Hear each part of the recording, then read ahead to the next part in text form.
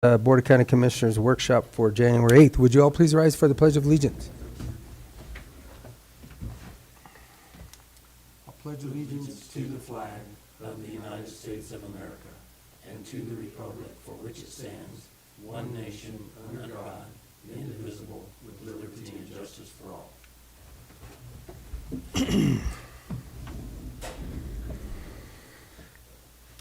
Okay. First thing we have is a discussion as it's related to the fairgrounds and the archery range. So I guess come on down.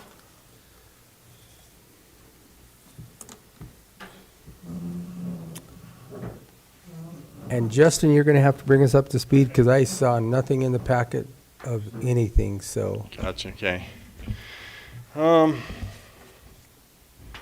So what we have here is basically an MOU that we are trying to put between the county, 4-H, and this is Kelly Wayan. He's the president of Bullseye Archery. A long time ago when that archery range was created out there, it was a club called, or an organization called Mesa Verde Archers that kind of took and run that archery range, and what they would do is kind of update the targets from time to time. They would sell memberships to that range, things like that. That organization has since been dissolved, and then 4-H has kind of been taking it over for the last several years. So 4-H is kind of the ones that's always run that archery range, and now we're looking at seeing if you guys would be willing to go into an MOU basically with Bullseye Archery instead of 4-H. And the reason for that is because 4-H isn't really wanting to take on that range with their entity. Half of it has to do with because it's hard for them to get kind of grant funding and stuff like that to buy archery targets or anything that they might want to put out there. So that's kind of why we were looking at maybe trying to do this with Bullseye Archery so that they can come in and kind of maybe take that over, do the same thing as the Mesa Verde Archers kind of did in the past with that archery range, and then maybe they can look to improve it from its current state. So that's kind of the gist of this. It's just, whether... And maybe I'll jump in here, Justin, if you don't mind. So I wrote this up, and the way that this is written, in essence, both Bullseye and 4-H would have a right to use the range. Bullseye would have the right to make improvements to the range. They would have a right to sell membership cards to the range. 4-H would have a right to allow their people to use the range with approval. And then Bullseye could also have competitions out there and those sorts of things. What I will say about this MOU is when I first wrote it up, I wrote an indemnification clause, and what that really did was it provided indemnification. In other words, if something happened out there, Bullseye or 4-H would indemnify the county, pay for legal costs, pay any sort of fees associated with defending that lawsuit, and then if the county was found liable in some way, reimburse. That was not acceptable language to CSU. The university, as I understand it, correct, Tierney? Yep. And so the indemnity clause for 4-H has been changed, and it's no longer an indemnification clause. It just says that 4-H, if something happens out there, and CSU would be liable to the full extent of the law. But it's a little bit different than an indemnification clause. In other words, they're not going to be responsible for paying the county's legal fees if the county's named in a lawsuit, and so it's not as tight as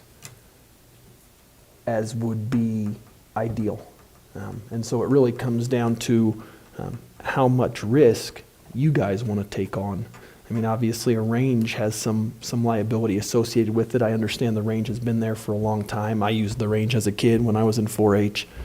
It's a nice thing for the community, but when you talk about arrows flying around and this sort of activity, it does jack up potential for liability. Now, as I understand it, and Justin, you could speak to this as well. Insurance does cover the range out there, so the county's insurance would step in, if something were to happen. The county has a property insurance on Yeah. it, yes, correct. So, we're covered, but again, this is a higher liability type of activity. And so what we are agreeing to do with this is to, let private citizens, a private archery club utilize that range, and then let 4-H members utilize that range. And so, it's really a matter of weighing risk versus reward here. I think I would be remiss if I sat up here and said, hey, there's no risk involved, and we're talking about an archery range. So.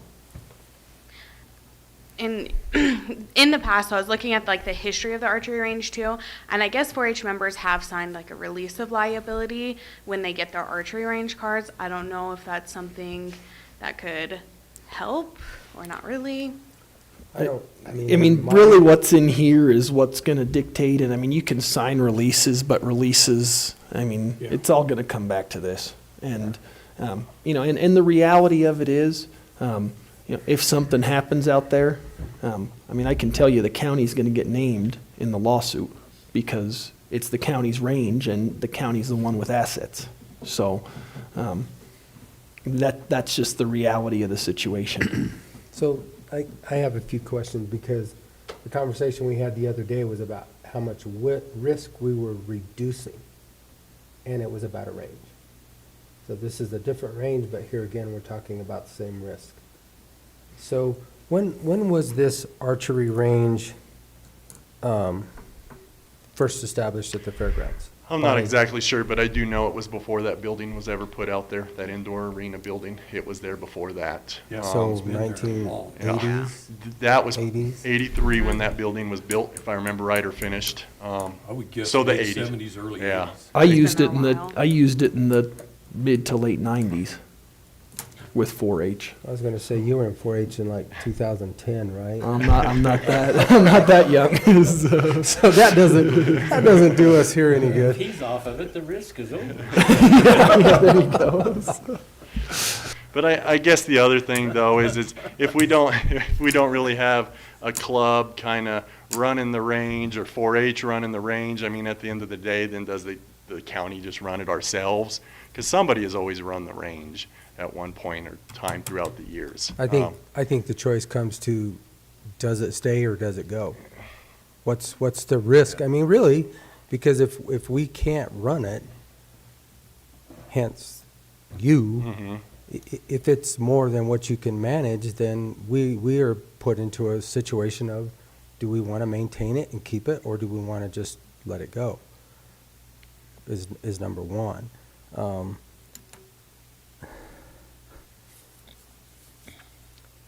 I have a grandson in the program out there, the 4-H archery program.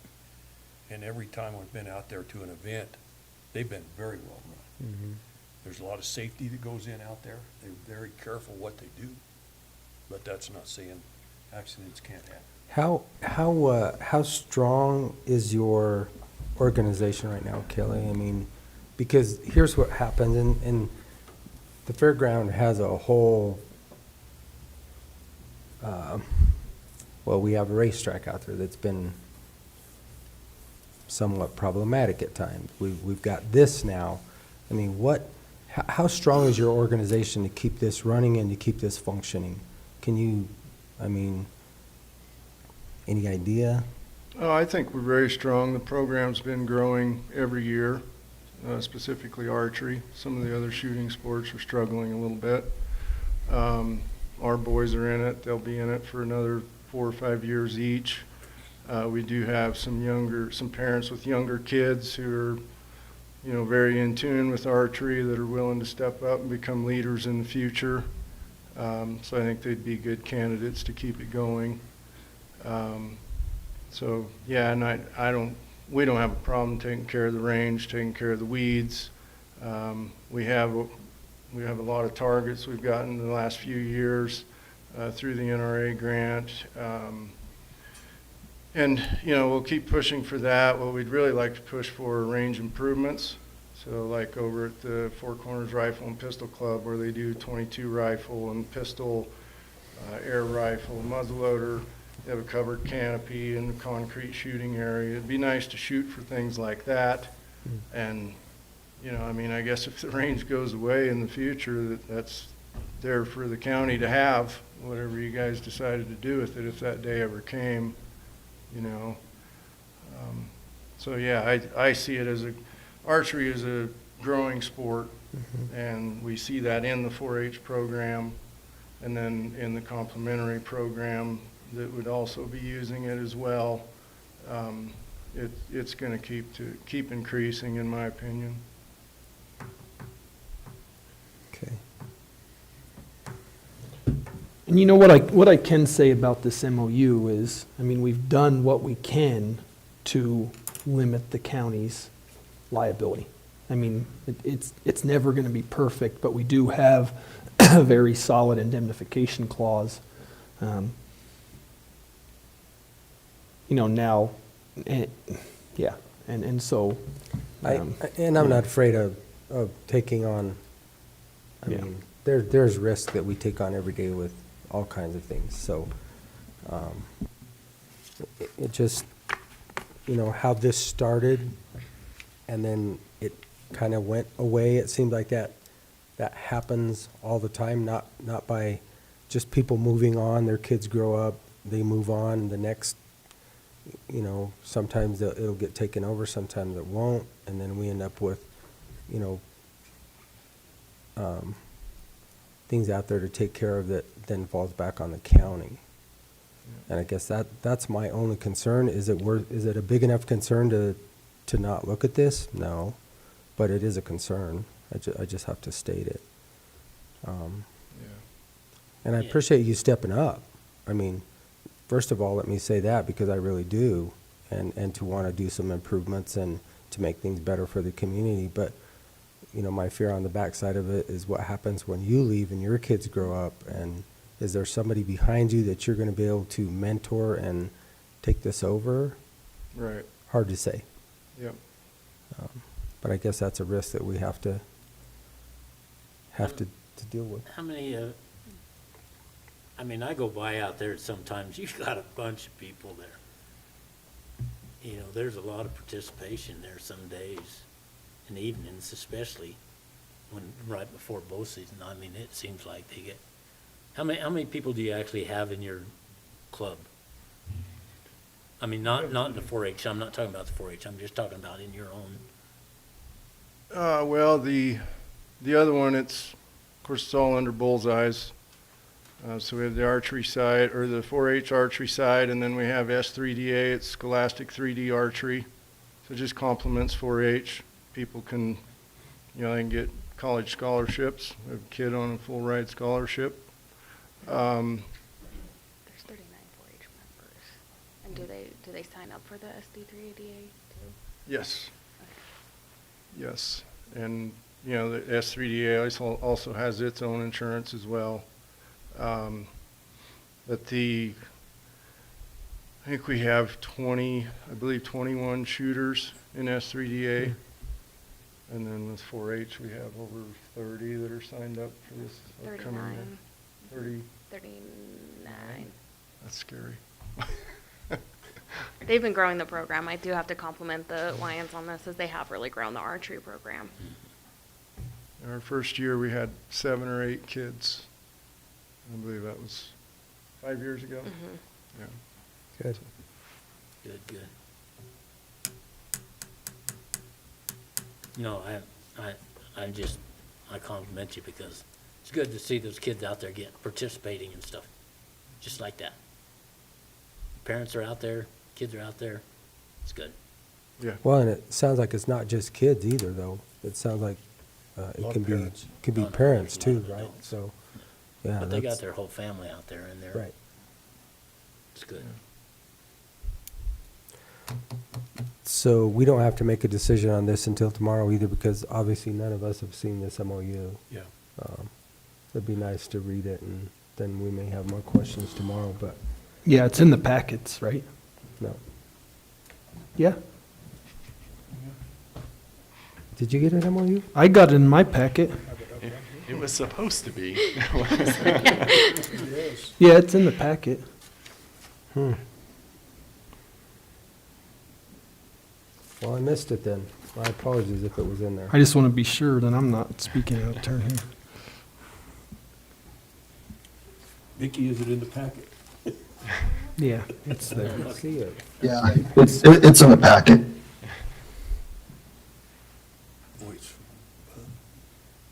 Which version? We got several versions. The first one that I sent out on Friday. Okay. All right, well, I missed it.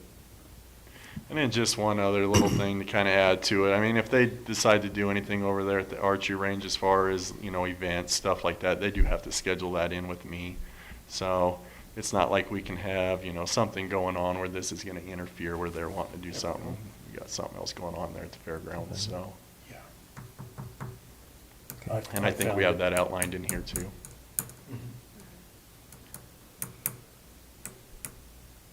It was in the original packet for emails.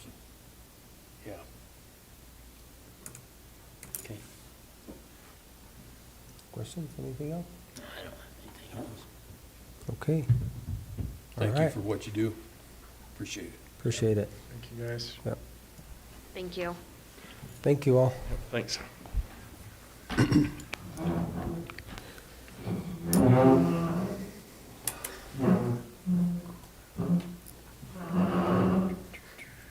Training grant. No.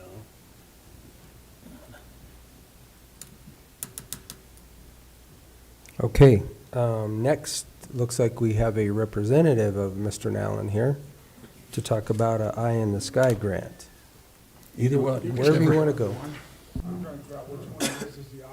Just pull it, again, like I tell everybody, get it as close as you Yeah, can it so was the that second they one, can I actually think. pick it up.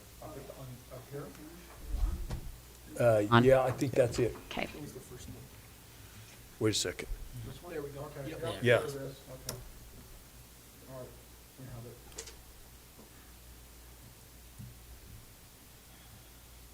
The sheriff apologizes that he can't be here. He's on a plane wreck today.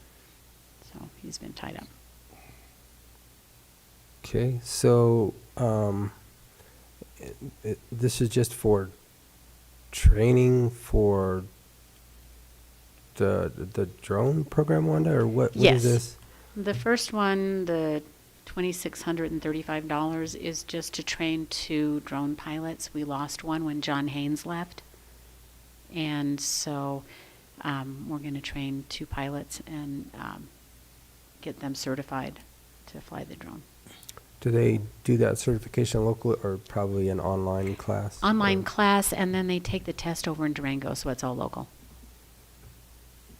So this basically is just a reimbursement for doing the class? Yes. Is that what it is? It is reimbursement for the training, for the test, and then they need 10 hours of hands-on training with the drone, and that would cover both the pilots and our instructors' time to do that.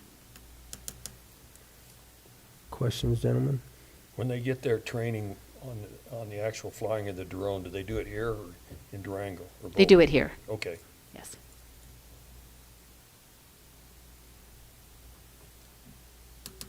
Who does that? Do you know?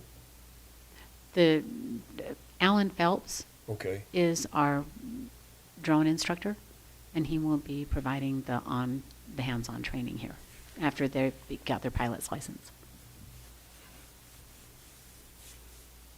Okay. Questions, gentlemen? No. I don't have any. Okay. All right, well then we'll move on to the next one,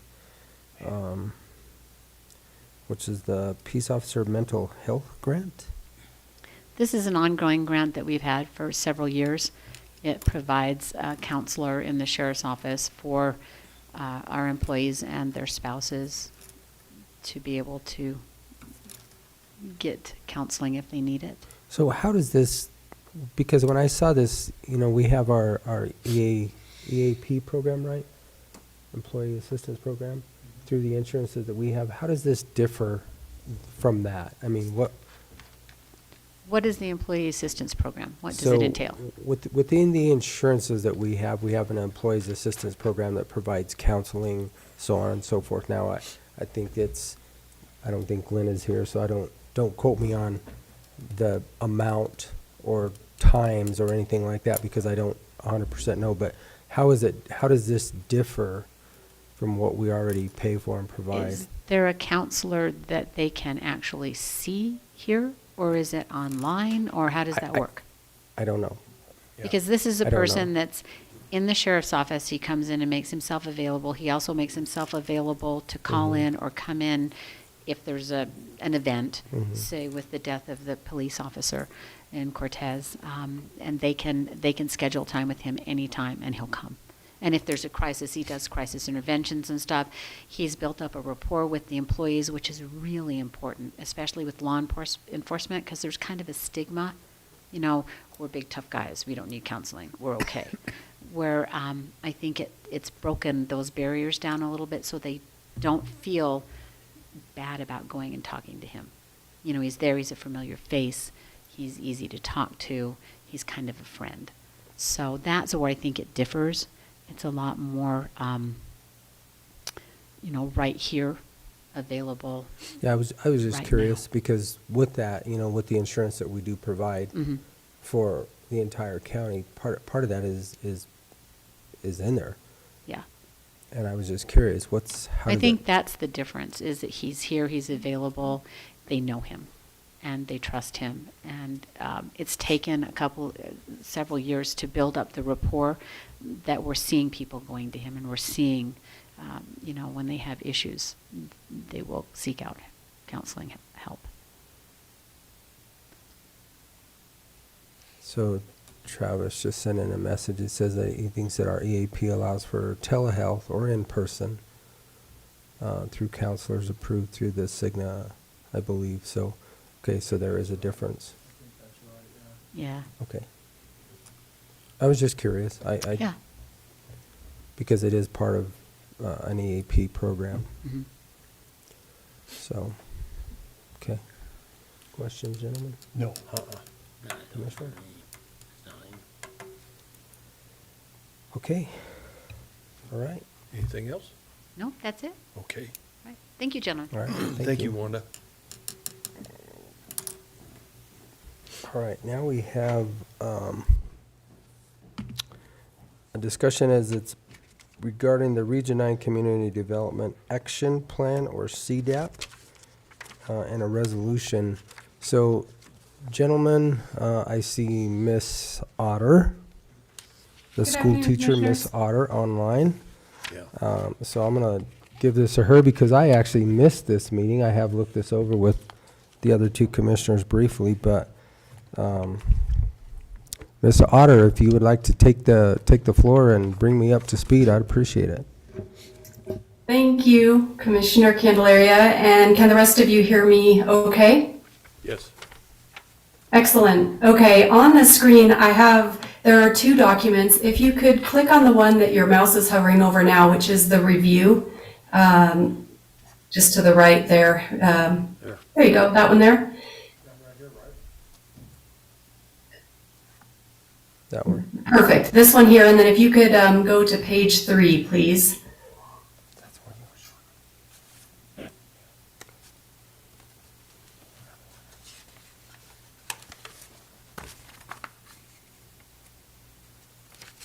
Keep going.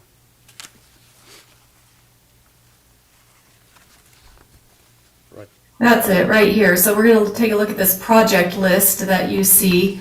The reason I'm here today is to have a final look and be available for any questions on this draft of the Community Development Action Plan for the next cycle, which will be priority projects for 2024 through 2026. And really, it's for commissioners to ensure that any of the projects that are either county-specific and directed, or that you're a primary partner on, just again to answer any questions about those and make sure that it is reflected in a way that is acceptable to you. So there are a couple things I'd like to point out. The other document, which we don't need to look at the moment, but it has all the details behind each of these projects. What we're looking at here is a list with the numbers for ease of tracking. And so there are 3 projects, number 6, 7, and 9, broadband, transit network, and then opioid abatement. One comment about those projects, commissioners, is that the wording for those 3 are very similar on each county's CDAP because they are regional in nature. So, for example, if we take the opioid abatement project, there is it's the same on everybody's because for this next 2-year cycle, really the outcomes are the same for every county, which is to either provide representation on the SWORD Council per our bylaws and to participate in helping us implement the work that SWORD is doing. Then if there's anything specific that you would want added around broadband or transit network, I will simply append that to what's there. The other ones of note is that projects 13 through 29 are either county specific or directed, or it's where you are a primary partner. So those were the ones that hopefully there was an opportunity to take a look at those since the last meeting. Happy to answer any questions, make any corrections that are needed. I would like to point out one that would be in conjunction with Dolores County. And that one is, if you scroll down on this list, please, it's number 28, and it's the Bradfield Campground area, which I know is shared, that geography lies in both counties. And this was brought about as a potential new priority project. Dolores County is interested in potentially looking at funding, exploring ideas for increasing visitation, enhancing that area. You'll see it doesn't have a ranking yet.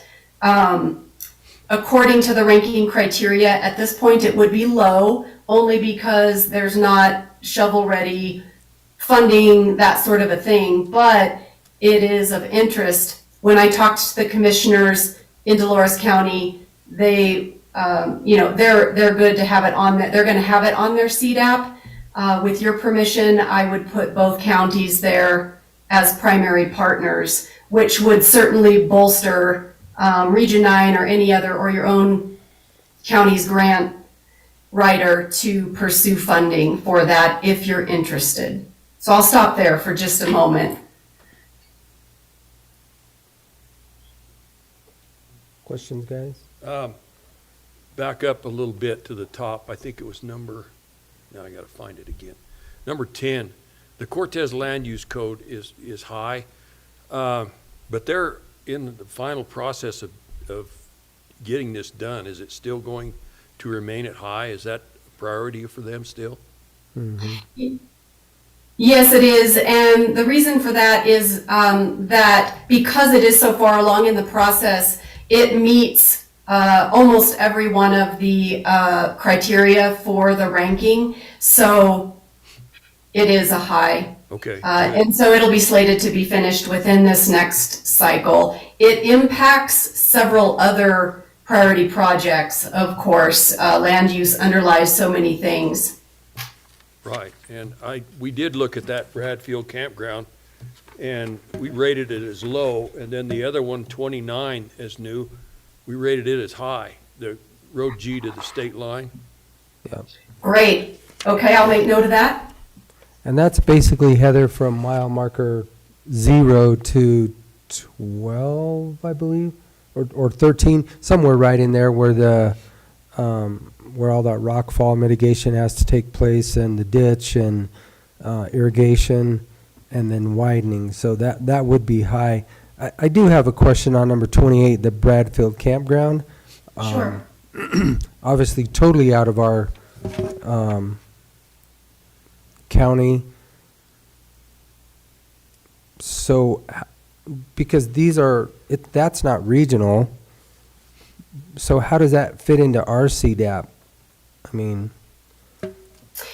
I think there was a question from the Dolores County Commissioners around interest in partnering if they do explore funding. I think the visitation to the Bradfield Campground draws a lot of folks from Montezuma County. I think that was the original thought.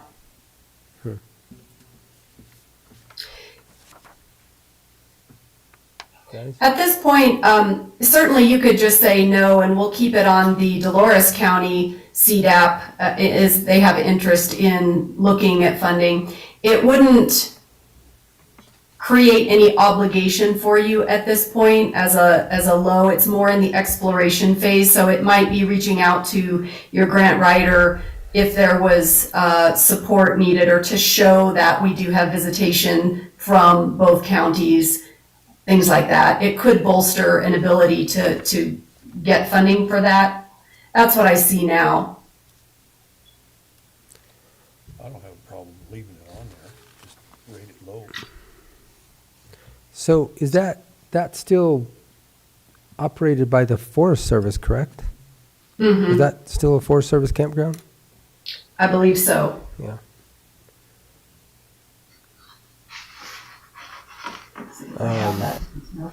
Yeah, I guess my only concern would be if there is a grant that comes up, then it puts more capacity on our grant writer, which is, gosh, we're gonna, and maybe I'm just speaking for myself here, but I think our focus should be Montezuma County. Not that I don't think that there's benefit there and that people from this county don't visit there, because that's obviously not the case, but I think, I don't know. Oh, Commissioner Copenhaver? I don't know, but if we leave it on there, we need to leave it at low, for sure. Okay. One option is that we could certainly, because again, it's going to go on the Dolores County CDAP, we could watch and see what sort of movement, or if it grows legs over this 2-year cycle on their CDAP, and if there is some funding that becomes available. And then you could take a look at it again in the next 2-year cycle, and if it makes sense to partner on it at that point, we could certainly add it then. We can actually add priority projects out of cycle if there is a project that really gains momentum with your permission. But, yeah, we could take it off now and just reassess. I think it was more just a question of, it was a general question of interest, and Dolores County wanted me to at least have it mentioned. Sure, and I appreciate that, and I get it. You know, partnering makes sense on some of this stuff here, but again, I guess my concern is to look at our county first.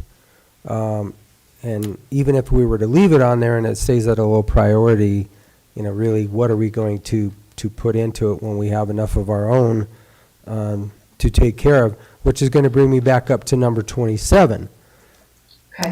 Which here again, I see that this is new, and this is a County Road 41 parking lot, which we've talked about this, and correct me if I'm wrong, gentlemen, but in the past, and this was something that we didn't want to have anything to do with because of the location of where they were going to put this parking lot, which then meant we would end up having to plow even more snow up to this parking lot. So I guess I'm a little bit curious of how this got on there and the conversation that went around it, because these two conversations right here are kind of a concern to me. So there's the question is, how did it get on there for County Road 41 parking lot? And is it in the same location that it was proposed, I don't know, last year at this time? Let me take a look at my detail notes for that one, Commissioner. About a year. That's number 27. It's when we were plowing snow. So this would be, well, that you asked a couple questions. Let me address the first question around how do these get on here. Typically, the priority projects, the conversations each 2-year cycle begin with conversations among what I just call our county and community stakeholders. So part of that is county staff in the different departments that are sort of overseeing some of these projects, whether that's, and then we do the same within in the towns or the cities. So we talk with Parks and Rec, and Health and Human Services. We talk to education. And many of these are proposed as when a new cycle comes around.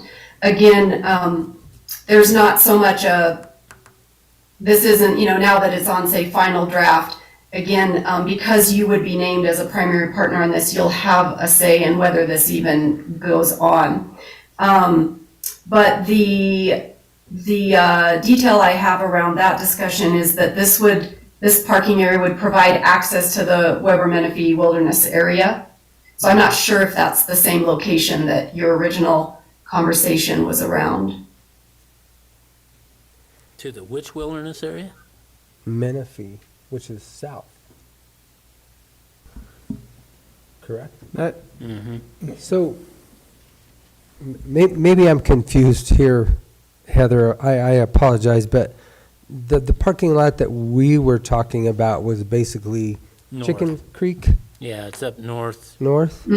So this, you're referencing now would be south. Is that correct? Yeah, so maybe those were two different conversations, and I apologize, I don't know, this one in particular was around that Menifee Wilderness area, was the suggested. so would this be on the state land down there? I mean, there's tribal land down Be there? on the BLM land on the way down to. Yep, that little section there. Yeah, Yep. through that section past Scotty Cox's place. Yep. Down there and stuff. It'd have to be on that BLM there someplace along that road. Going down So Weber. this is south. This is not Yeah, the this, Chicken Creek one that I was yeah, referencing. where she's talking about would have to be down south, not the one up above. Could we clarify that, Heather? I mean, Sure. put either south of 180, or, I'm sorry, south of 160 or north of 160, because we've had the conversation on north of 160, and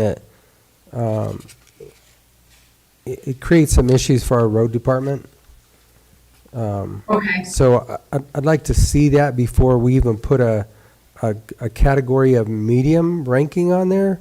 Really, where is this at, and what does it even entail? Yeah, I'll go back to my detailed notes on that conversation. The partners here are listed as the BLM and the county. Funding sources are state. So maybe there was, as I recall, there may have been some conversation around potential state money being made available, and I'll check that.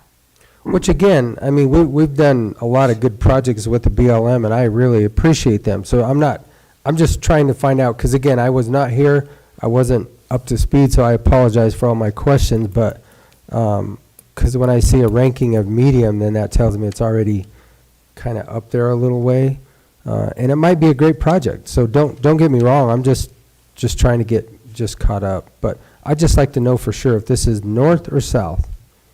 You got it. And no apology necessary. That's why I wanted to be available today to make sure these kinds of questions are addressed. This is perfect. Any others before I bring your attention to a couple of these others here? Well, as I'm looking through here, I'll let you go ahead, because I'm probably sure I will have something else. Okay, all right. On number 13, the drought management and mitigation plan, we talked with City of Cortez and several other stakeholders about this. I just wanted to bring it to your attention, and that the county is listed also as a partner in this. And when you're listed as a partner, that typically means a couple things. Either, you have decision-making power or some sort of decision contribution to the project. So you may or may not have or be part of the funding source. Being a partner doesn't necessarily say that you're funding it, but you have a stake in it. And so this one is obviously sort of it crosses municipalities and counties, being a water plan. But I just wanted to bring that one to your attention. And really, this is one that will be ongoing for several cycles. And really, it's a matter of carrying out what was, suggested in that plan. Let me it's really to implement the strategies that were outlined in that drought management and mitigation plan. We've left those outcomes fairly general right now, but you can see that partners are the City of Cortez, the county, there's a drought management task force, it's the Colorado Water Conservation Board, and then there's, several others, including Ute Mountain Ute Tribe, that are listed here. Is that represented from the county's perspective as far as the part you would play appropriate, to have you here as a partner? And my question is there any funding account or, responsibility on the county's part to this that I should be aware of? Well, I'll look to my left here and let him talk here in a minute, but I don't think as far as funding that we have any as far as the county, but obviously drought management and mitigation is a high priority for us. I would have to say from my point of view that obviously water is, absolute something that we have to have. So I would say yes to leave us on that for sure, Commissioner. Okay. Yeah, definitely. This whole deal and all the people listed on here are all involved in that most of the time. So the county is, we're trying to keep up as far as being involved with all of these different drought management tools that are out there, so. Okay, that makes good sense. And every county has some sort of water management or drought management priority project on their CDAP. So I can't imagine Southwest Colorado wouldn't always have priority projects related to drought and water management. That was just a question on my part to see if this all looked okay to you, being that there are multiple partners here, you being one of the primary listed there. And again, we're keeping this somewhat general. Some of those outcomes and impacts may become more detailed over this 2-year cycle and into the next. But it is ranked high because it meets every criteria on our ranking criteria dashboard. So it is related to economic development. There's a plan behind it. Part of being on a CDAP is we do reference other regional plans. And, if there's something that is related or on another plan, we look to see if that makes sense on your CDAP. So anyway, it does meet all of the criteria for the ranking of high. Yes, ma'am. Okay. A couple other new ones that I want to mention that are county related or specific. If we look at 26 and 27,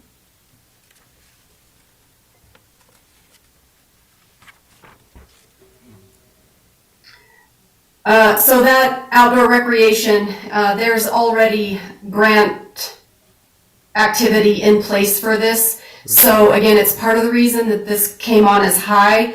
There are several projects that were on a prior CDAP that have been wrapped into this. So not only are they going to be looking at the cultural assets, but this outdoor recreation is, there's some activity around this in Montezuma County. So that was one of the new ones that came on. And I would highly recommend keeping this one on here because this one's going to cover several areas across the county with regard to outdoor recreation. And then, let's see, let me see if there's any questions about that. Really the outcome, what we're looking at completing over the next couple years is to complete the OREC and the cultural heritage asset use study. I don't have anything on it. I know that we're dealing with the ORIC grant right now specifically, so I don't have anything at all. Commissioner. Okay, Okay. you can move on. Okay, let's go back a page to number 21. As I'm sure you're all aware, the entire region is working on housing. And we are using the term in a lot of these CDAPs as workforce housing. There was some discussion, some folks are calling it affordable, some are calling it attainable, some are calling it workforce. But typically, the groups that are involved are nodding their heads that workforce housing right now is the best description for this. And so this was one that Travis and I talked a good deal about in our first meeting, just to get a first look at CDAP for the next cycle. And so just again, wanted to bring that to your attention, and also that it will be important when we look at, when I say we, it could be Region 9, it could be your county, it could be a combination of your county and some of your municipalities, but when it comes to funding and just sort of the attention that's being given to housing in general, all of our counties having a workforce housing component on their CDAPs will be very beneficial. So I wanted to just make sure that that it is reflected the way you want. Again, the ranking of medium, those rankings are really based on criteria that are on that overview page.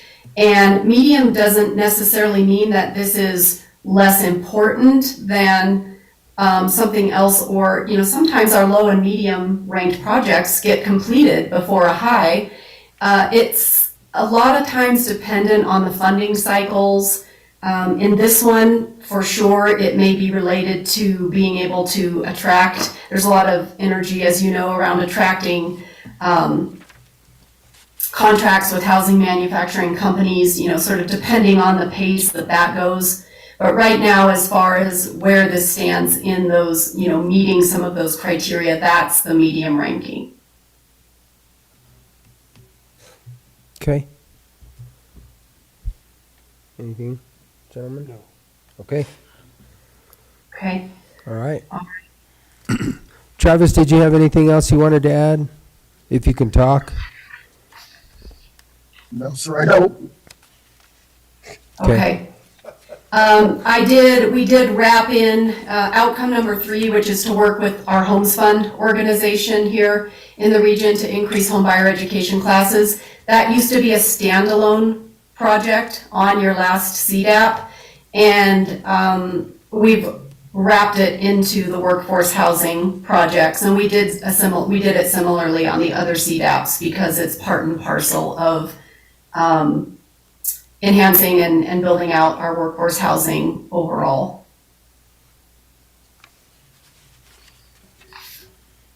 Okay. All right, and then if we could take a look at, let's go back to, well, let me finish since you're down at go to the last page here, or flip down one more page to, okay, there. One of the plans that we look at for all the CDAPs, we incorporate the regional transportation plan. So all of you contribute to that Region 5 CDOT Southwest Transportation group and provide your input on what sort of priority projects that CDOT should be taking a look at, funding, et cetera. And so I just want to make you aware that numbers 44, which is the last one on that previous page, the outrider improvements across some of our towns, including, Mancos, Cortez, Dolores, up to Rico. And then numbers 45 and 46 here, those come right off of your regional transportation plan. In the past, the commissioners in Montezuma have preferred to keep those on their CDAP. I recommend it. I only have one county that says, now we don't need to show it on our CDAP. So just want to get a thumbs up that that's still your sentiment. I think it's fine to leave on here, one, because obviously we do have a say in the Southwest TPR, because I'm looking at 45, or 46, one of these, which I know that CDOT already has something designed for, I think, this coming year of 2024, for that wildlife mitigation out there. So yeah, I think it's beneficial myself, gentlemen. Oh, I do too. That wildlife mitigation, I mean, it's, we're killing more and more deer along our highways than ever before, I think. Yeah, I think those of us that, if you're driving, you're avoiding wildlife in Southwest Colorado. It's as simple as that. If you're in a car, you're avoiding wildlife. You're trying to. Okay, I'll go ahead and leave those on there. And again, CDAPs are looking at about a 2-year time frame, so these match with that. There is, to your point, Commissioner Candelaria, the number 45, there's already work underway around that particular project, so you're correct there. And then lastly, if we could, just let me make sure I don't have specific questions for you. Got my note there.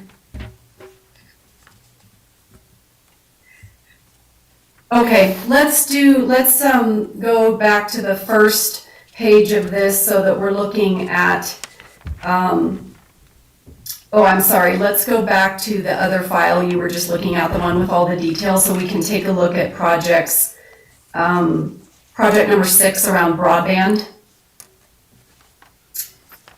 All right, again, the broadband, you're aware of all of the work that went into hoping that we were going to get a $66 million NTIA grant to continue this middle mile build out. We did not, we meaning Region 9, did not receive that, but however, there's plenty of work to be had and it is continuing around, specifically the middle mile build out, so that that last mile build out can be attained in our lifetimes. I'm joking, but we want to get to that point. I just want to make you aware that the wording for this particular project, because it is regional, it is the same. What you see here is the same except for anything that is town specific or county specific. So for example, that bolded overall statement, continue expansion of middle mile broadband, that's listed first on everybody's CDAP. And then what I did is, in talking with your towns, if there were specific goals that they know are going to be in progress or completed over this cycle, I have those listed here. And then starting with number 4, I'm sorry, over on the outcomes and impacts for broadband. Number 4, the outcome is for the ISPs to complete the capital project funds request. Outcome number 5 and outcome number 6, those are consistent across all counties CDAPs. That comes right out of the regional broadband plan. Any questions, clarifications on that one? I would just like to clarify, how long do you expect to live? Yeah. I think it's safe to say, Commissioner, that this project is going to outlive everybody in this room. But that's okay. We're playing our part in it. There will be some small piece of all of us, probably a pound of flesh from all of us in this project when it's all said and done. Yes, Okay, maybe more than a pound. yeah. Yes, sir. Okay, that's all I have as far as just some things that I wanted to bring to your attention. If there aren't any other questions, I'm going to summarize the homework that you gave me. Mr. Anderson drew up the resolution. Your county has always approved your CDAPs via resolution. So I know you have a meeting tomorrow and could approve that. I will do my level best to get that question answered around that road, the parking area for County Road 41 turned around so that this is in its final form for approval tomorrow. Any other questions or clarifications before I summarize my homework? Just to clarify, this has to be done by the 31st of January, correct? We're hoping to have all approvals completed by the end of January, except for La Plata County. They always take longer. Well, tell those three commissioners over there to get to work. What's that? I said, tell those three commissioners over there to get to work. I know, twiddling their thumbs.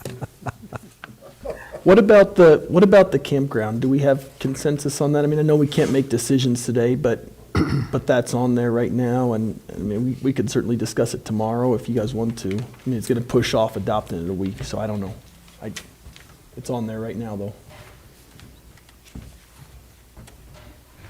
I would like to focus just on our county, because I think if we get, I mean, we can make this thing so broad that we're never gonna get anything done. And like I said, Heather, I realize that we have people from our county that utilize that. I would never say that it's not, but it is not in our county. And I think that's what our focus should be, is in our county.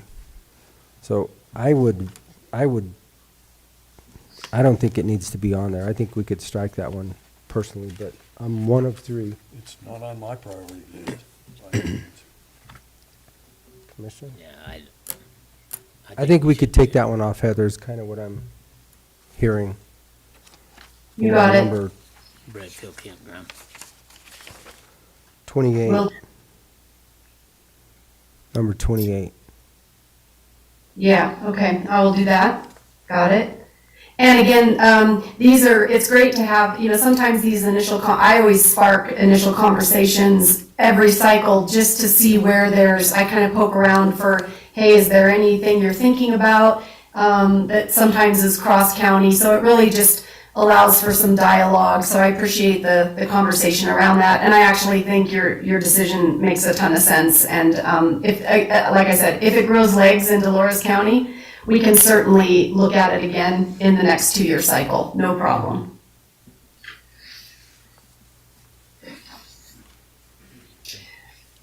Oh, you know what, the first group that spoke made me think of something. Could you guys look at the number, just give me 1 second. Number 24, low elevation public shooting ranges. This was a concept that at least had a lot of excitement from Parks and Recreation in a couple of the communities in Montezuma County. And then there was originally somebody, if my memory serves, that was in a conversation group from CPW, and then of course, from the folks working on the county team under that administration had talked about this. And I don't know that it was necessarily specific to the fairground, as the fellow that spoke this morning was talking about, but just in general as kind of an economic activity that would draw youth and adults.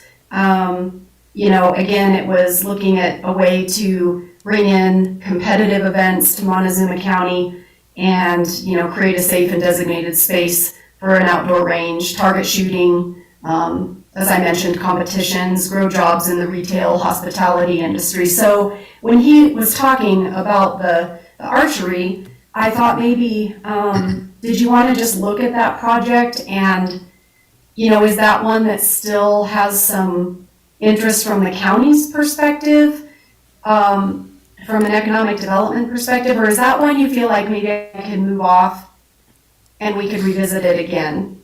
I mean, is there anything slated as far as grants or funding, or do you guys have you had, other folks come and ask you about this? I don't think that we have any grants that we specifically oversee. As far as shooting ranges, there have been people coming here and talk about the shooting range that currently exists, if there was any way that we could take that over, which is not really something that we can do. But it was more I'm not sure what low elevation means, That was my but it question. was long-range shooting ranges is what we've been approached with, distances of like 1,000 feet or so. So I'm not real sure what low elevation means. Does that mean we got to get down to sea level and shoot, or what does that mean? Yeah. Because I think long-range shooting ranges, we have a range here in Montezuma County, and it's used by I think the Rifle and Pistol Club has the lease on it, I would and I don't, guess that low elevation means, you know, the range like we have out here. Down You low. don't have to elevate your sights and your barrel. so keep it Yeah. low. Yeah. Makes sense, but, Yeah, when I talked to your grant writer, there was no direct, work or grants that were happening around this. And when I talked to Parks and Rec in Cortez, same thing. So again, that's where sometimes we move, sometimes priorities change, or, people and departments change, may have been really interested in something and had garnered some partnership and interest. But I might recommend moving this one off for this cycle if there's not, because as far as I am aware, when I talked with some of the partners, there's not a grant being written or any, what I just call resources being deployed toward this specific project right now. We can always bring it back and revisit it, of course, but I think for this cycle, I'd like to leave it there. I don't think we have to actually remove it, Heather. I think we could leave it there. It's low. I think the long-range shooting ranges are more what we have been addressed with, but it Okay. is definitely going to have to be, on a BLM or USFS property, because we don't have anything, well, the county specifically doesn't have anything for long range. Okay. That I'm aware of, I for that kind of think, range. you know, the shooting range we have out here east of town is on state land, and they keep bumping the prices on them out there. And I think they might be looking for acquisition of some other property. And I'm not sure of the status of the Cortez Trap Club down south, but I don't know what's going on there, but I think they have something in mind. Yeah, I don't know for sure. Yeah, I don't think we need to remove it. If you gentlemen are okay, we can leave it as a priority low, Yeah. but it can stay. okay, you got it. And does the low elevation description still make sense? Or should it say long range? Based on the definition that was given here today, does low elevation public shooting range still seem like a good title? Well, I don't know how these ranges are designated, so I don't know if would be goofing up by changing the designation of low elevation.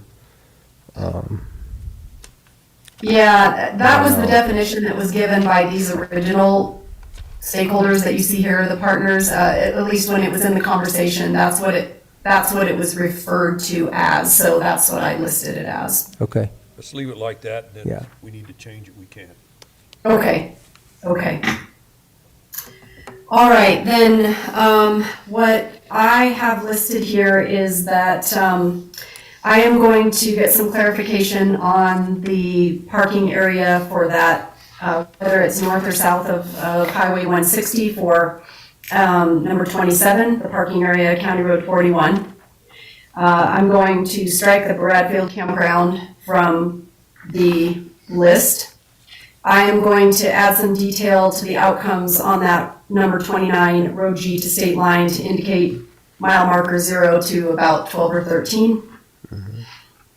And then, I believe that was, yeah. So, that's my homework. I will, again, do my level best to turn this back around. Mr. Anderson, if that works for you, you'll be having your regular meeting tomorrow. So this would be approved tomorrow if I can get those changes back. If not, am I hearing that we could schedule something? It would be the following week. It would be the following week. We meet every Tuesday for business decisions, workshops Yeah. on Monday, so it only delay it a week. Okay, no problem. I just wanted to make sure that you have room on that agenda to do that approval. I didn't, but it sounds like, I almost wonder if pushing it off a week would be best anyway, just to give you guys a chance to look at the final product. I mean, up to you. Yeah, because it would only push it off to the 16th, Heather. that's fine. That works for me. That way you don't have to stay up all night and give 12 pounds of flesh. I appreciate that. All right, so let's just put that off and we'll make that decision on the 16th. That gives you a little more time for your homework. Thank you. All right. Okay, appreciate your time and hope you have a good rest of your afternoon, and I'll be talking with you again soon. Okay. Thank you. Thank you very much, Heather. Mhm.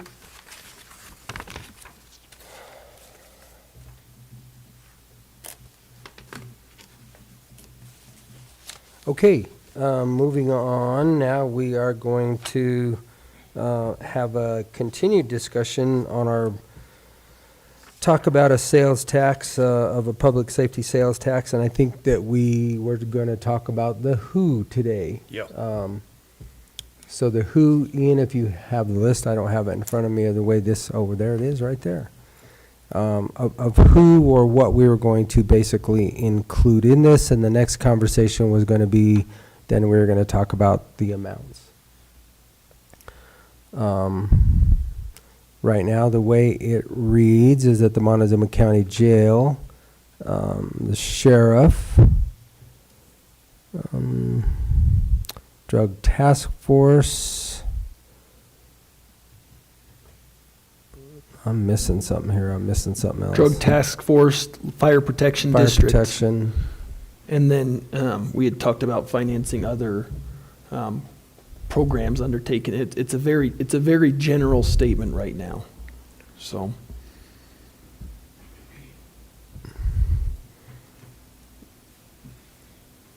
So, gosh, Travis, I hope you can talk, because help me out here a little bit. The last public safety sales tax which was, I think was passed, was by Montrose County, and I think theirs says that they keep 70%, and don't quote me on these numbers, I'm going off of memory, goes directly to the sheriff's office. And then they keep 30% discretionary to the WHO, and I think that's what we're trying to establish today, is the WHO. And then that obviously falls within the discretion of the BOCC at that time. So, is this kind of still what we're trying to pattern this after, the WHO, or what's your guys' opinions? Yeah, I think so. I mean, first up was the sheriff's office. I think the first thing is, how much are you talking about doing here? So we know how much of the sheriff's budget can actually be funded by this. They just sent us an email a little bit ago that has that number. Yeah. So I've got the Montrose ballot language too, if you guys would be, if that would be helpful at any point, so just let me know. 36% of the general fund. Yeah, because that's what I was trying to That's what's get. now. That's what the Yeah. SO has now. Right. The SO budget is $6,232,806, which is 36% of the general fund budget of $17,243,181. And the general fund budget supports 25 other departments besides the SO. So, as we can see, I mean, one of the biggest reasons that we're looking at this is that this just increases the growth, and if we don't have a public safety sales tax, we can't keep up with the growth. We're just not going to keep up with it at all. So, my thought was to pattern it similarly to what Montrose County did. So to answer your question, Commissioner, I don't think we have that number yet. Looking at the numbers that we have played with, and again, using the only factor that we have is the hospital districts, what they bring in a year, and that's a 0.4 sales tax. I think a minimum of it's gonna have to be a 1.2, up to maybe a 1.5, but here again, I don't know, but, right now, it's taking just 6.2, 6.3 million just to fund the sheriff's department. And that's at today's cost. It's gonna be Yeah. more, it's gonna be more tomorrow. So I think the who is obviously the sheriff's department, the jail. Now, So, is the jail incorporated into the SO budget? Yes. Okay. yes. So that going to the sheriff's department would take care of that. So it also takes care of the drug task force. So it does not take care of fire protection districts. It does not take care of coroner, and it does not take care of emergency management. So, I mean, I think another thing as far as public safety is we have to look at our emergency management because we have spent a lot of time with emergency management. So I think that needs to be incorporated in part of the who as far as emergency management for the county, because that. So what I'm hearing so far is you guys want, I mean, I guess I'm confused. So I'm saying, just from my standpoint, the who is going to be the sheriff's office, the jail, leave those in there. The drug task force, because that is part of the SO. Does it need to be that specific, or the more specific, the better? Well, I mean, I think that's up to you guys, but I mean, I think if you're gonna talk about, I mean, certainly the drug task force is gonna be an important thing for voters in the county conceivably, I mean. Sure. But I don't know, I mean, it seems like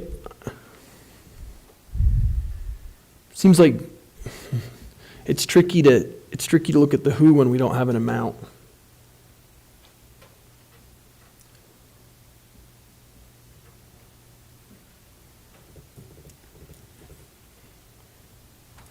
So you Bear told- with me. Do you know, how much does that 0.4 bring in?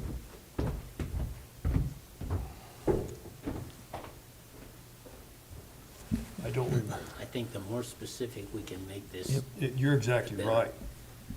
I mean, the We've gotta sheriff, spell the it out. sheriff's office, the task force. And I think if you spell out even within the sheriff's office what it is that you're gonna be looking, I mean,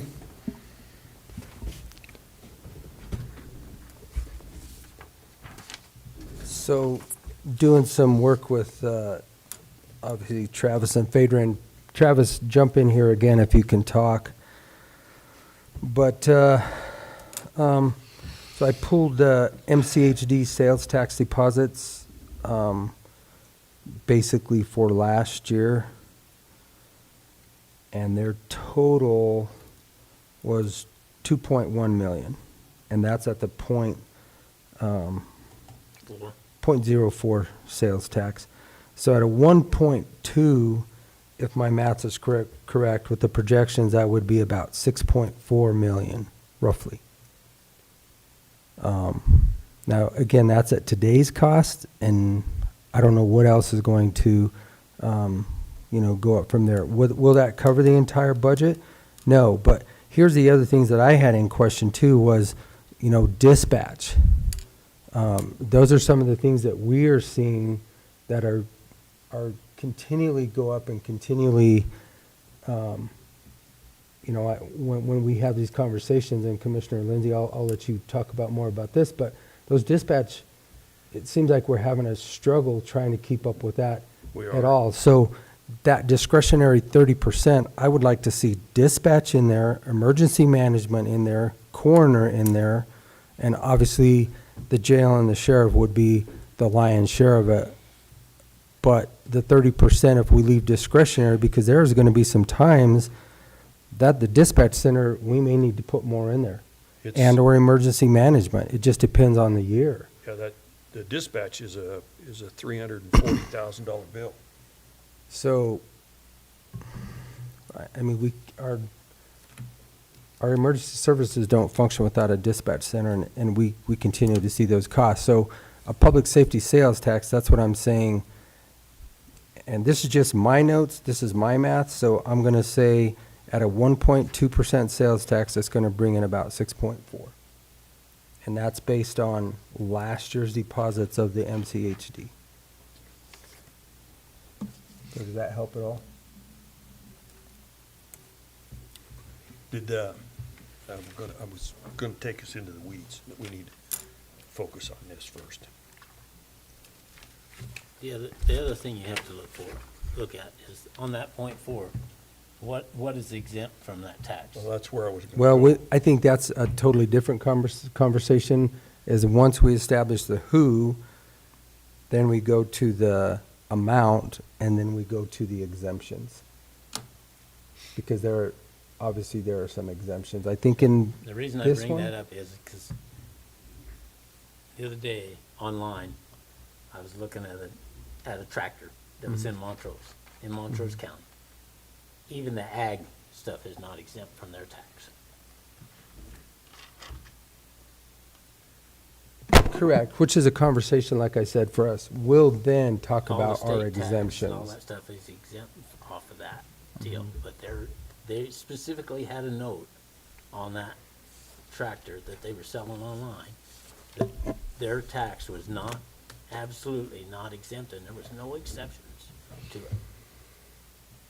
So that's something we're gonna have to talk about, because all of those things are gonna change what that amount is Well, that you're I gonna think- take in. Well, this is already, I want to say that, and I wish our grant writer was here because he could tell me for sure, but I think ag is exempt off of their sales tax. I want to, All you have to do is ask your hospital district. that's all we have to do Yeah. is ask, and we can find what those exemptions are. So that's what I didn't have anything else to work with as far as numbers. They're the only sales tax in Montezuma County. So that's all that I have to work with, is just this. But I want to say that they are exempt, that ag equipment is exempt. Now, don't quote me on that, but I will find out for sure. I'm pretty sure when we built the jail before, that ag was exempt, along with pharmaceuticals. And I don't remember if groceries were exempt or not. I couldn't tell you right now. So that's a different I'd have to look. It's conversation. probably way back there in the notes somewhere. So, again, like I said, I think because of the conversations that we've had in the last year, to me, the coroner, the emergency management, and the dispatch be part of the who. And right now, I don't see it in here. But that's just my thoughts. Yeah.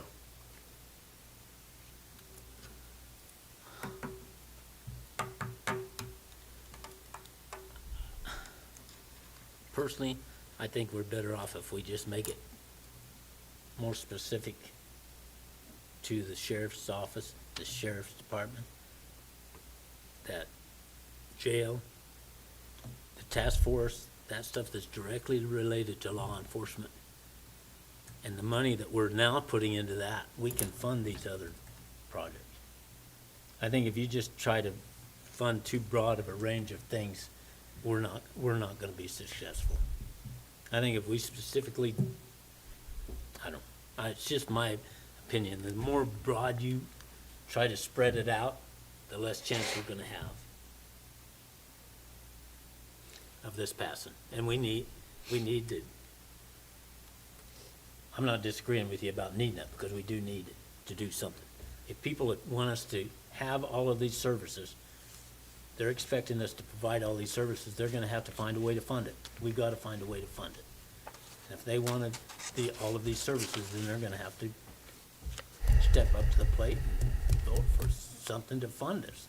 And since that's such a big percentage of our budget, I just think the money that we are putting into that can go a long ways to fund a couple of these other deals that we're.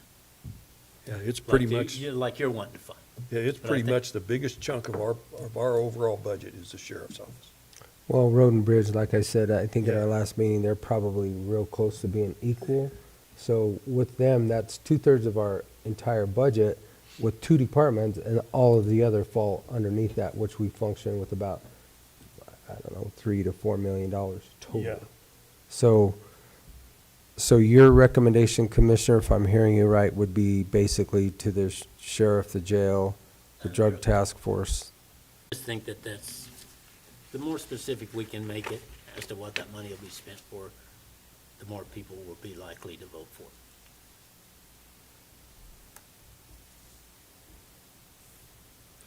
It's just like when we were on the Colorado River tax.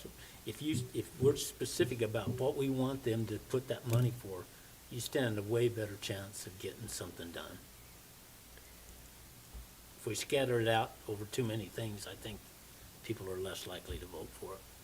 But I guess that's what I'm saying, if we pattern it after the last PSST, the lion's share of it goes all to those, and the other 30% would be in discretionary to these other things. But if we don't have it listed, it all has to be listed. Yeah, definitely.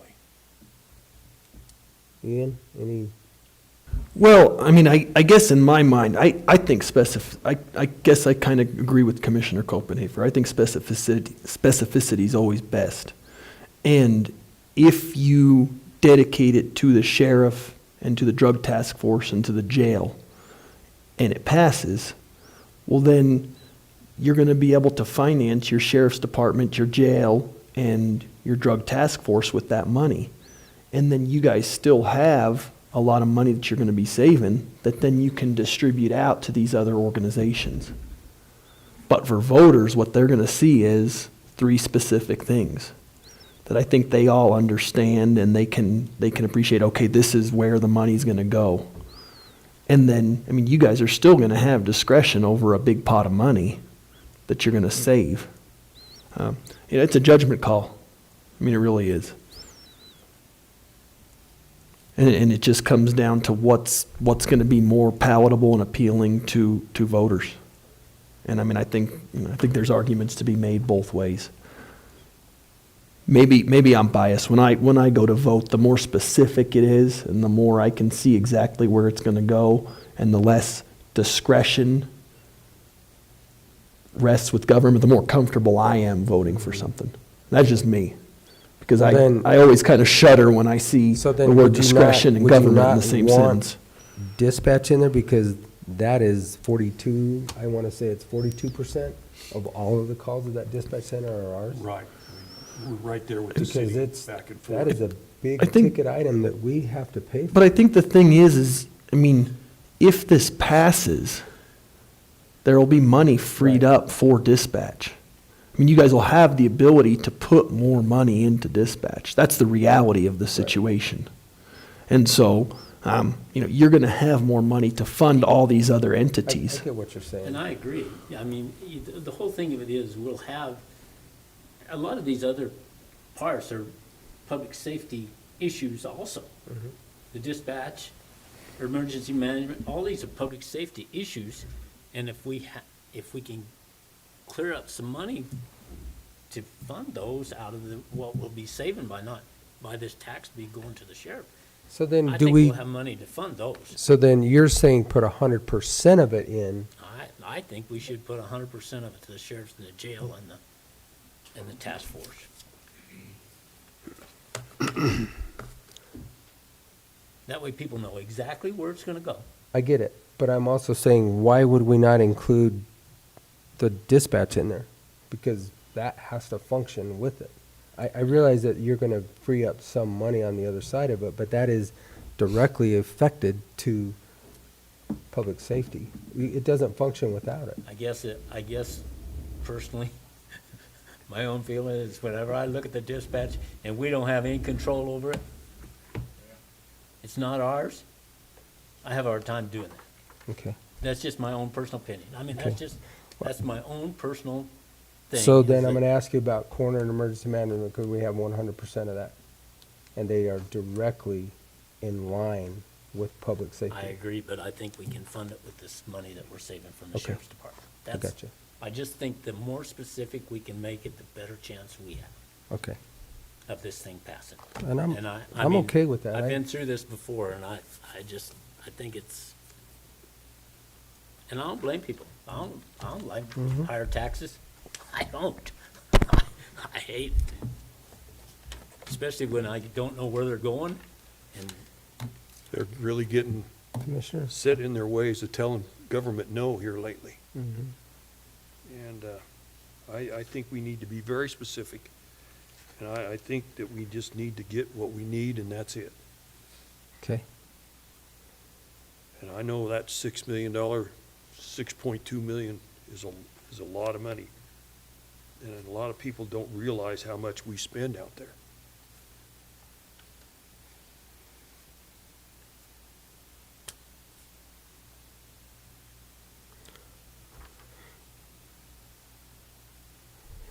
All right.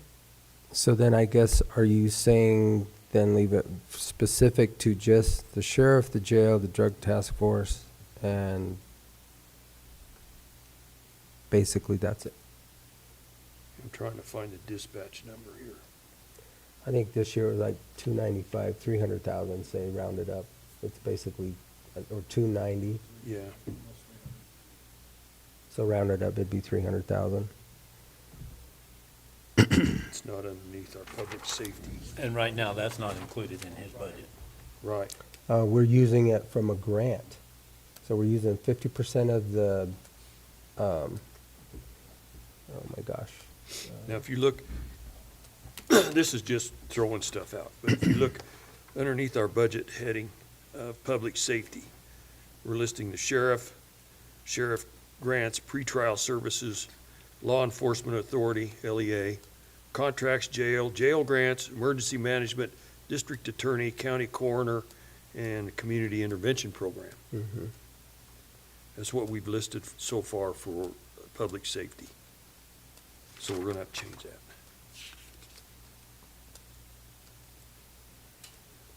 And I still can't find dispatch.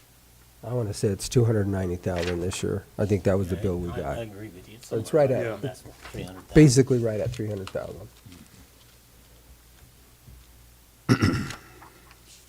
I just think the more specific we can get it, the better off we are. Okay. It's just to remember that sales tax is spread across tourism, not just local tax. Oh, yeah. That is a big difference.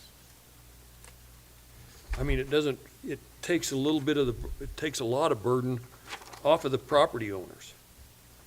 Well, that's the whole deal. Yeah, he says the same thing. It's 290,000. So that was my recollection.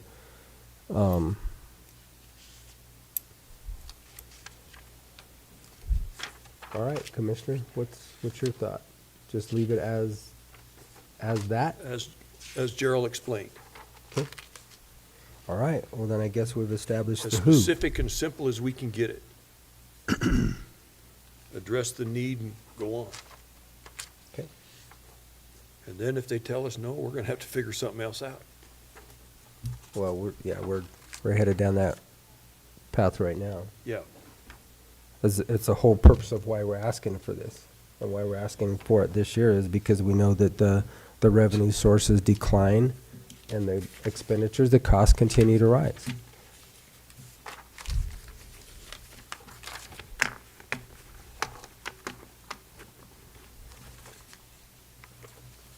And the state may change the whole property tax thing again next year and cost us even more money. Well, that's So- every year. Yeah, so, who knows? So Yeah. again, that's from the information and the numbers that I've been looking at for the amounts, that's all that I can base my math on, is based on the hospital district. Now, again, like I said, I don't know their exclusions, but I want to say that ag equipment was excluded. I don't know. well, I we'll can't. just ask and find out. Yeah, we'll find out, but I don't know about anything else. The only reason I brought that up is because I specifically was looking at that sale of that tractor in Montrose, and it specifically said their county tax was not exempt, and it didn't matter whether you had a tax exemption or not, you had to pay it. So we'll find that out for sure. Okay, does that give you direction on what to eliminate here? Yep. So what I'll do is I'll update this document and then get it over to Travis, and then the next time we workshop this for, I guess it's the amount, right? So next Yep. week it Then would we'll have be- an updated document that you guys can look at. Yeah, it would be the amount. And again, like I said, I'll find out what the exemptions are.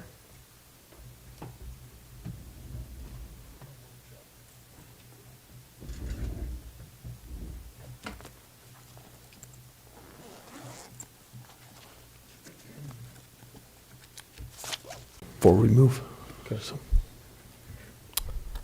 All right, so our next workshop, which will be next Monday, we'll talk about. It'll actually be 2 Mondays from now, because we've got, Oh, that's right, next week's a holiday?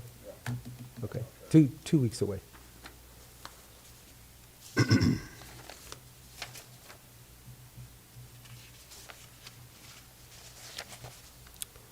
All right. I was trying to look at.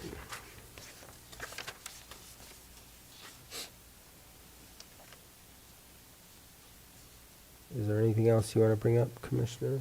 Nothing at this time. Commissioner? Okay. Well, then I think we have come to the end of our discussion for today on the PSST, and we will adjourn this meeting at 3:05 PM. Thank you all for coming.